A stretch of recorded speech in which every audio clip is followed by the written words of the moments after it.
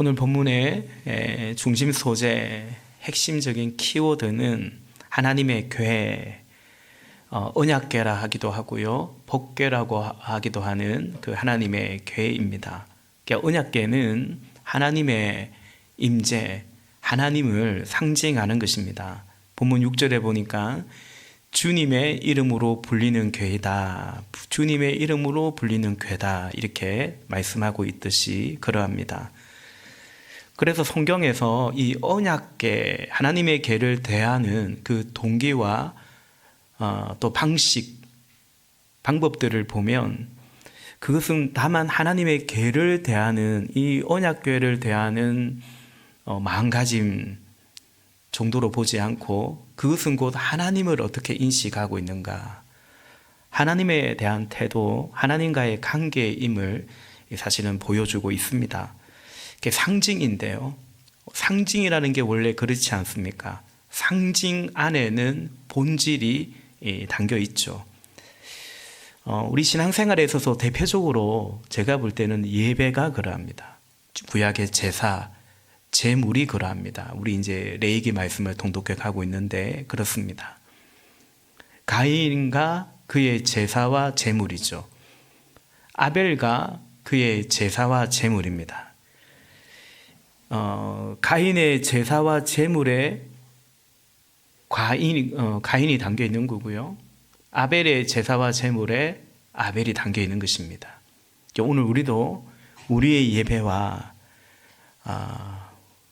우리의 제물, 우리의 정성, 그것이 그냥 예배가 아니고 우리가 그 안에 담겨져 있다라는 것입니다. 그처럼 하나님의 궤가, 이것이 이스라엘 백성에게 있어서 하나님의 궤는 그냥 하나님의 주님의 이름으로 불리는 궤, 하나님의 임재의 상징, 그리고 이 궤를 어떻게 대하는가, 이 궤에 대한 태도가 하나님에 대한 것으로 여겨졌다. 우리가 이것을 이해하고 오늘 본문을 보고자 합니다. 이스라엘 백성이 이 하나님의 궤를 어떻게 다루었는가, 먼저 좀 보고 싶은 것은 사무엘상 4장입니다. 사무엘상 4장 1절부터 4절까지 한번 교독하고 싶습니다. 우리 화면에 띄워주지만 여러분 찾으려면 찾으셔도 좋습니다. 사무엘상 4장, 제가 우리 1절부터 4절까지인데 제가 1절 보겠습니다. 그 무렵에 블레셋 사람이 이스라엘을 치려고 모여들었다. 이스라엘 사람은 블레셋 사람과 싸우려고 나가서 에벤에셀에 진을 쳤고 블레셋 사람은 아벡에 진을 쳤다. 블레셋 사람이 전멸을 가지고 이스라엘 사람을 치자 치열한 싸움이 벌어졌다. 이스라엘은 이 싸움에서 블레셋에게 졌고 그 벌판에서 죽은 이스라엘 사람은 4,000명쯤 되었다. 이스라엘의 패장병들이 진으로 돌아왔을 때에 장로들이 말하였다. 주님께서 오늘 우리가 블레셋 사람에게 지도록 하신 까닭이 무엇이겠느냐? 실로에 가서 주님의 언약궤를 우리에게로 모셔다가 우리 한가운데 있게 하여 우리를 원수의 손에서 구하여 주시도록 하자. 그래서 이스라엘 백성이 실로로 사람들을 보냈다. 그들이 거기 그룹들 사이에 앉아 계시는 만군의 주님의 언약궤를 메고 왔다. 하나님의 언약궤를 가져올 때에 엘리의 두 아들 홈니와 비느하스도 함께했다. 아멘. 블레셋과 전쟁이 벌어졌는데 대패를 했습니다. 4,000명 정도가 죽었습니다. 이제 이 패인을 우리가 왜 졌는가 생각하고 분석을 하는데 이스라엘의 장로들이 실로에 가서 주님의 언약궤를 우리에게 모셔다가 우리 딱 한가운데 있게 하고 그래서 우리를 원수의 손에서 구하여 내시도록 하자, 이렇게 생각을 합니다. 언약궤를 메고 가나안 땅을 정복해 갈 때 그 언약궤를 맨 그 제사장들, 어쨌든 그들이 앞장서든지 한가운데 있든지, 그러니까 이스라엘의 지금까지의 정복의 그런 어떤 승리 가운데 뭐가 있었냐면 이 언약궤가 있었던 것입니다. 하나님이 주신 승리죠. 그런데 이제 이들이 블레셋과 패하고 나니까 언약궤가 없어서 우리가 진 것이 아니겠냐, 이렇게 생각합니다. 하나님의 계를 이제 자신들의 피로, 자신들의 목적으로 딱 삼고 있는 것입니다. 수호신 같은 우리의 목적대로 무엇인가 이루어주는 바로 그 신적 개념을 가지고 있습니다. 이것은 원래 그 고대 근동의 거의 모든 민족들이 가지고 있던 그들과 그들의 신을 향한 그 중요한, 그들에게 그 신이 존재하는 중요한 이유였던 거죠. 나의 목적과 나의 필요대로 필요한 신이었던 것입니다. 그것을 하나의 상징적으로 뭔가를 우상을 만들기도 하고, 뭐 동양의 개념으로 따지면 어떤 뭐 수호신을 만들기도 하고, 뭐 부적을 만들어서 지니기도 하고 등등입니다. 하나님을 이제 그런 개념으로 지금 이해하고 있는 것입니다. 하나님은 이 이스라엘 백성들의 그 생각대로 맞춰주지 않으셨습니다. 그들의 부족이나 우상으로 하나님께서는 전락하지 않으셨고, 오히려 그 전쟁에서 더 큰 패배를 하시고 이 언약궤마저 블레셋 사람들의 손에 빼앗겨 넘겨집니다. 하나님은 그 전쟁에서 패하심으로 하나님의 명예를 스스로 지키신 것입니다. 너희들이 생각하는 그런 신이 아니라는 것을 하나님은 그 전쟁에서 기꺼이 패하심으로, 때로는 우리의 그 욕심대로 하나님을 딱 생각할 때 기꺼이 우리의 욕심대로 이루어지지 않고, 그래서 뭐 절망하기도 하고 낭망하기도 하고 심지어 시험에 들기도 할지라도, 그러나 하나님은 기꺼이 패하시는 분이십니다. 그리고 하나님은 블레셋 땅에, 이제 그 법궤가 간 블레셋 땅에 재앙을 내리심으로 이 언약궤는, 나아가 하나님은 비록 그들이 이겼다 생각했지만 그들에게 두려움 그 자체가 되었고, 결국 블레셋 사람들은 그 벳세메스로 가는 그 소 이야기가 있죠. 어쨌든 소가 끄는 수레에 실어 가지고 벳세메스로 보냈고, 그 다음에는 또 기얏 야림이라는 곳에 옮겨져서 오늘 본문에 이 궤를 다시 옮겨올 때까지 꽤 오랫동안, 수십 년 동안 그대로 머무르게 되었습니다. 5절에 보니까 본문 5절에 다윗은 하나님의 궤를 기얏 야림에서 옮겨오려고 했다 말씀하고 있죠. 여러분, 이 엘리 제사장 때죠. 그의 두 아들 홈니와 비느하스, 그리고 이스라엘의 장로들에게 있어서 언약궤는 그야말로 저급한 우상처럼 내 목적과 명령을 수행하는 그런 종교적인 심벌에 불과했습니다. 다시 말해 그들에게 있어서 하나님이 그렇게 인식되어 있었다라는 것입니다. 그 다음 이제 사울 왕 때에, 사울 왕에게 있어서 이 법궤는 아예 그의 관심에, 그의 안중에 없는 그런 존재였던 것입니다. 다시 말해 사울 왕은 하나님에게 관심이 없었습니다. 3절에 나와 있듯이 사울 왕 시대에는 이 법궤는 그대로 기얏 야림에 수십 년째 사울 왕이 통치하던 그 기간 그대로 방치되어 있었고 잊혀졌습니다. 왜냐하면 사울은 자신이 중요했고 자신의 명예가 중요했지 하나님은 그의 관심이 아니었습니다. 그래서 골리앗이, 그 블레셋 사람, 가드 사람 골리앗이 하나님의 군대, 하나님의 이름을 그렇게 모욕했을 때 다윗은 그걸 못 참았죠. 다윗은 하나님의 명예가 중요했다면 골리앗은 사울 왕은 그렇지 않았다라는 것입니다. 그래서 그 골리앗을 넘어뜨린 소년 다윗이 이제 개선할 때에, 돌아올 때에 여인들이 노래를 부르는데, 여인들도 왜 하필 그런 노래를 불러가지고 그냥 다윗을 칭송하는 노래를 부르든가. 제가 들어도 기분 나쁠 것 같아요. 굳이 사울을 또 거론하잖아요. 사울은 천천히고 다윗은 만만이로다. 좋지 않은 노래입니다. 이제 그 노래를 듣고 사울은 참을 수가 없었던 것입니다. 어느 정도였냐면 미쳐버렸죠. 그날 이후로 사울은 미쳤고, 그날 이후로 사울의 삶은 딱 하나였습니다. 다윗 죽이는 것에 인생을 걸고 끝내 다윗을 죽이지 못했고 그가 죽고 말았죠. 사울에게 있어서 그의 자존심, 자기 명예가 그토록 중요했습니다. 반면에 하나님의 계획은 어디에 있는지, 그 계획을 옮겨와야 될 텐데 이런 생각 없었습니다. 언약궤가 하나의 상징이고 증거라고 했다면 그 언약궤를 사울이 어떻게 생각했는가, 이것은 사울에게 있어서 하나님이 어떤 분이셨는지를 방증한다라고 할 수 있습니다. 그리고 이제 다윗을 봐야겠죠. 다윗 왕입니다.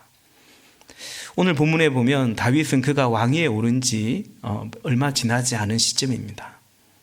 그러니까 아직까지 그의 통치, 그리고 온 국민을 통합하는 그런 통합의 하나의 절대적인 그런 어떤 힘이 이제 필요한 그런 때였습니다. 바로 그때 다윗은 이스라엘의 모든 지도자들, 종교적 리더, 정치적 리더를 불러 모으죠. 그 1절에 보니까 천부장과 백부장과 그 밖에 모든 지도자와 의논하고, 2절에 보니까 이스라엘 온 회중에게 말하기를 모든 성읍에 살고 있는 제사장과 레위 사람에게, 이 종교적 리더들이죠. 결과적으로 다 백성의 리더들입니다. 그들을 우리에게로 모이게 했다라는 것입니다. 3절입니다. 그런 다음에 우리 모두 하나님의 궤를 우리에게 옮겨오도록 합시다. 사울 시대에는 우리가 궤 앞에서 하나님의 뜻을 여쭈어 수가 없지 않았습니까? 그러자 4절에 온 백성이 이 일을 옳게 여겼으므로, 좋게 여겼으므로 온 회중이 그렇게 하겠다고, 그렇게 합시다라고 결의했습니다. 그래야 이제 이 기앗 여아림에 있는 이 궤를 옮겨오는 이 일이 진행됩니다. 7절에 보니까 새 수레에, 그들이 아비나답의 집에서 하나님의 궤를 꺼내서 쓰던 수레가 아닙니다. 누가 사용했던 수레가 아닙니다. 하나님의 궤를 옮기는 정성이라고 할 수 있는 새 수레에 싣고 나옵니다. 그리고 아비나답의 두 아들인 우사와 아이오가 딱 이렇게 그 옆에 딱 이렇게 서가고 있습니다. 최상의 예우를 하고 있는 것입니다. 그리고 이제 8절 보면 8절에 보니까 다윗과 온 이스라엘은 있는 힘을 다하여 노래하며 수금과 금문고를 타며 소고와 심벌저를 치며 나팔을 불면서 하나님 앞에서 기뻐했다. 그러니까 힘을 다하고 노래하고 전심으로 하나님을 기뻐 찬양했다라는 것입니다. 대단한 이 하나님의 궤를 옮겨오는 대단한 퍼레이드가 지금 온 국가적인, 그리고 온 노래와 악기와 그 춤과 찬양이 들어가 있는 이 이벤트가, 퍼레이드가 진행되고 있는 것입니다. 그런데 그만 9절과 10절에 보니까 엄청난 일, 참사가 벌어집니다. 그들이 기돈의 타작마당에 이르렀을 때 소들이 뛰어서, 왜 뛰는지 모르지만 소들이 뛰어서 개가 떨어지려고 하였으므로 그 수레에 실었던 개가, 우사가 그 손을 내밀어 개를 딱 붙들었습니다. 우사가 그 개를 붙들었기 때문에 10절에 주님께서 우사에게 진노하셔서 그를 치시니 그가 바로 그 자리에서 하나님 앞에서 죽었다. 우사가 즉사했습니다. 여기에 조금 추가적인 설명이 필요합니다. 원래 하나님의 궤를 운반하는 규정이 있는데요. 우리 하나님의 궤 사진 한번 볼까요? 이게 하나님의 궤입니다. 하나님의 궤, 그 궤 안에는 이제 그 십계명을 돌판과 이런 것들 들어가 있고요. 그리고 이제 저 네 기둥에 고리를 만들고 그 고리에 이렇게 나무를 해서 저 궤를 이제 레위 사람, 특별히 고앗 자손인 레위 사람이 어깨에 매도록 다시 말해서 저 괴와는 이제 접촉하지 않는 거죠. 저 괴와는 접촉하지 아니하고 그 고리를, 저 막대기를 이제 어깨에 맵니다. 민수기 4장 15절에 보니까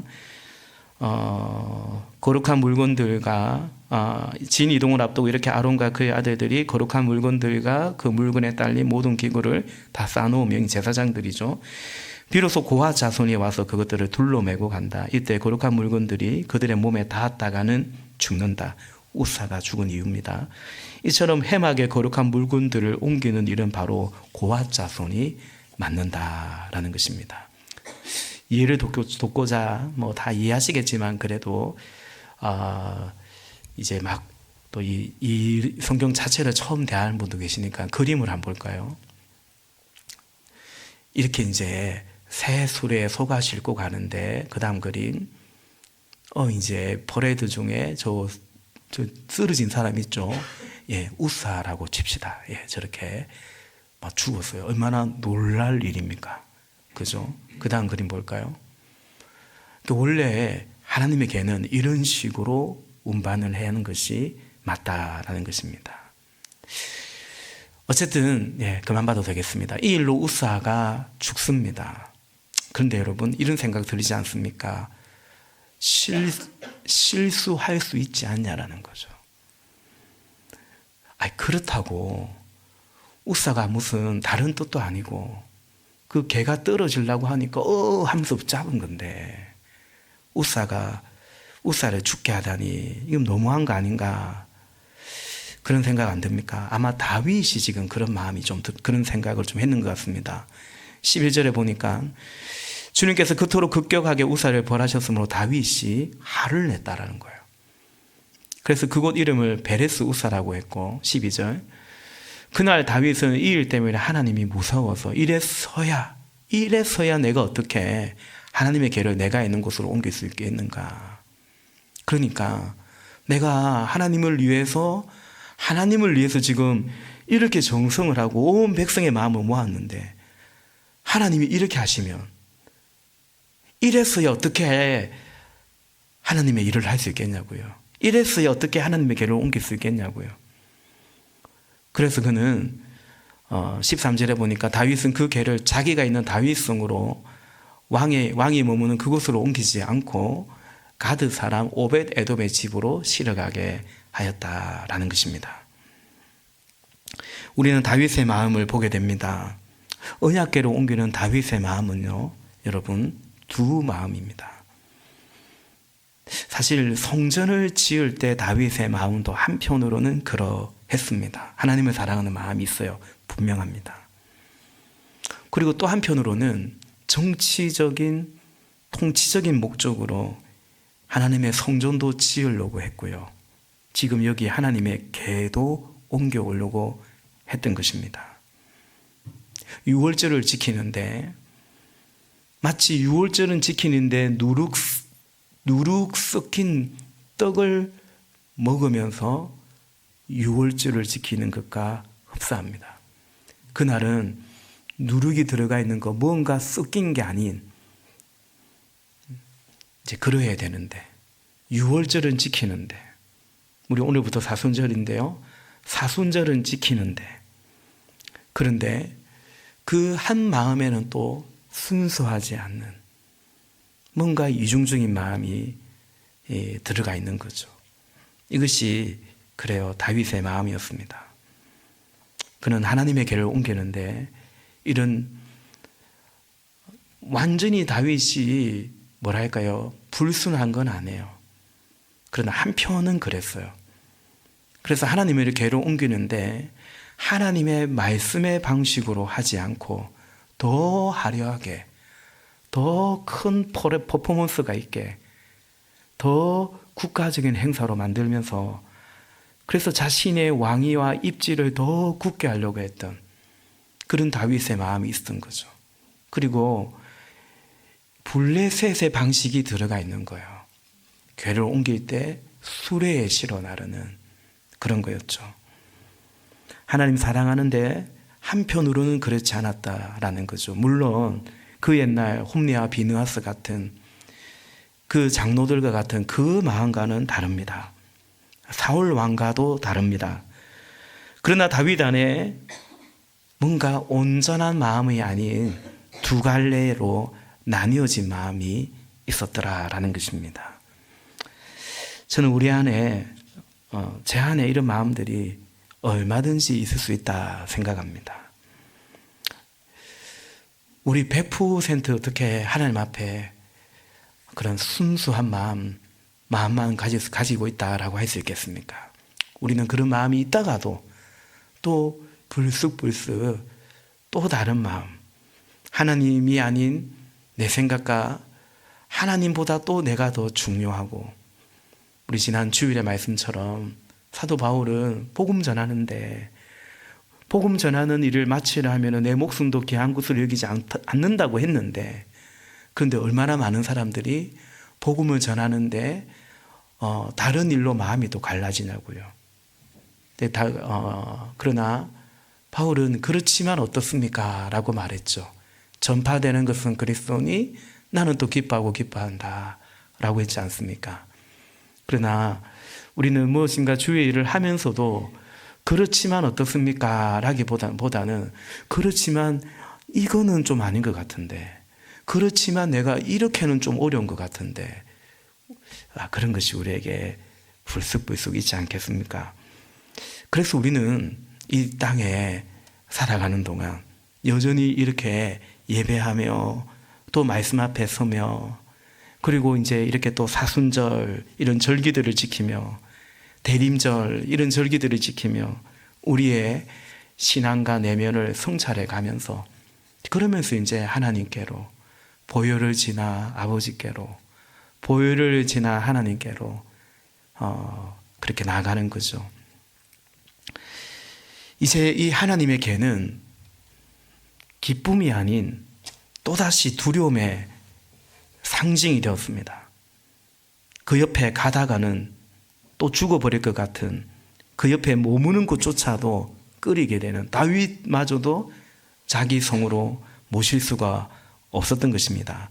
그때 하나님의 개는 가드 사람 오벳 에돔의 집으로 갑니다. 13절 끝에 보니까 가드 사람 오벳 에돔의 집으로 실어 가게 하였다. 다윗이요. 14절. 그래서 우리 14절 다시 한번 같이 읽어봅시다. 시작.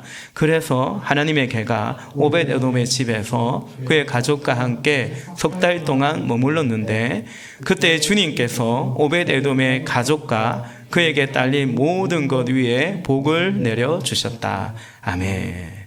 오벳 에돔 가드 사람. 가드 사람 하면 누가 생각납니까?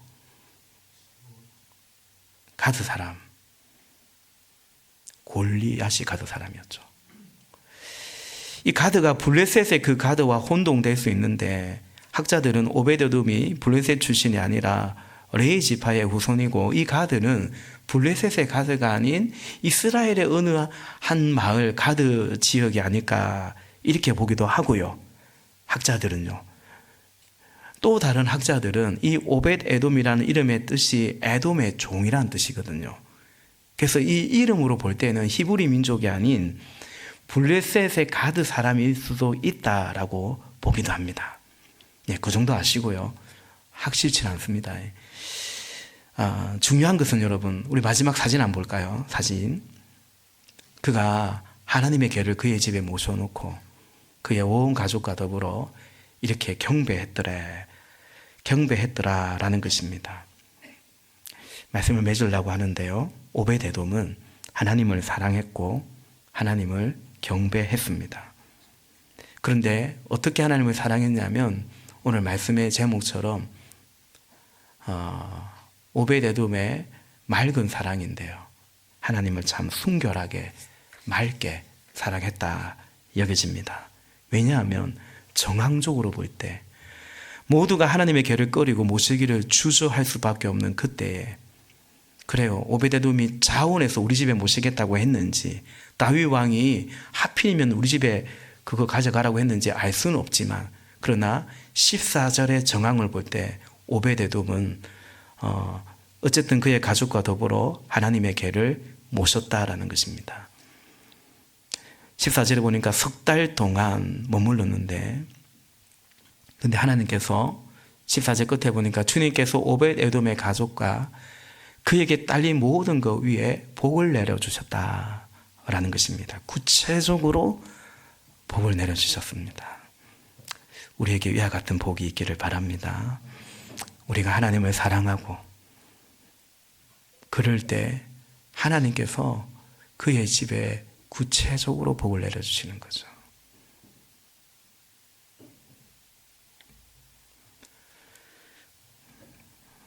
여러분, 언약궤를 대하는 것은 하나님에 대한 인식이고 하나님을 어떻게 대했는가라고 했죠. 보통은 하나님을 어떻게 대했냐면 나의 피로로서 하나님을 대했습니다. 홈리와 비느하스와 이스라엘 장로들이 그랬습니다. 이 전쟁에서 승리가 필요했기 때문에 하나님의 궤를 전쟁터에 가지고 나갔습니다. 철저한 나의 피로 때문이었습니다. 사울 왕도 진멸하라, 모든 그 왕과 백성들, 짐승들 다 진멸하라고 했을 때도 숨기고 남겨놓고는 사무엘이 그걸 지적하니까 뭐라고 말했습니까? 예배하려고, 제사 드리려고 그랬다. 자기 일을 위해서 하나님을 이용하는 그런, 그리고 하나님을 잊어버리는, 하나님의 교회에 아예 가지고 올 마음도 없는 그랬고요. 심지어 다윗도 하나님 사랑하는 마음, 나는 이렇게 화려한 백항목 집에 살고 있는데 하나님의 궤는 더 천막 안에, 텐트 안에 있구나, 그러면서 성전을 짓고자 했던 그 귀한 마음과 더불어 오늘 우리가 보았던 것처럼 자신의 통치적인, 정치적인 그런 목적을 가지고 하나님을, 또 하나님의 궤를 대하기도 했습니다. 그렇다면 오벳에돔은 하나님의 필요에 자기를 드렸다라고 볼 수 있습니다. 그 누구도 이 하나님의 이 궤를 모셔오는 것을 주저하던 바로 그때에 오벳에돔은 그의 집에 하나님의 궤를 모시고, 그리고 그 하나님의 궤를 볼 때마다 오벳에돔은 무슨 생각을 했을까요? 제가 언젠가 사무엘서 설교할 때 말씀드린 적이 있는데 오벳에돔은 하나님을 생각합니다. 이 궤가 그 옛날 이스라엘 장로들과 제사장들에 의해서 이방의 부족처럼 여겨졌을 때, 이방인들이 그들의 신의 우상처럼 여겨졌을 때 하나님의 마음은 어땠을까?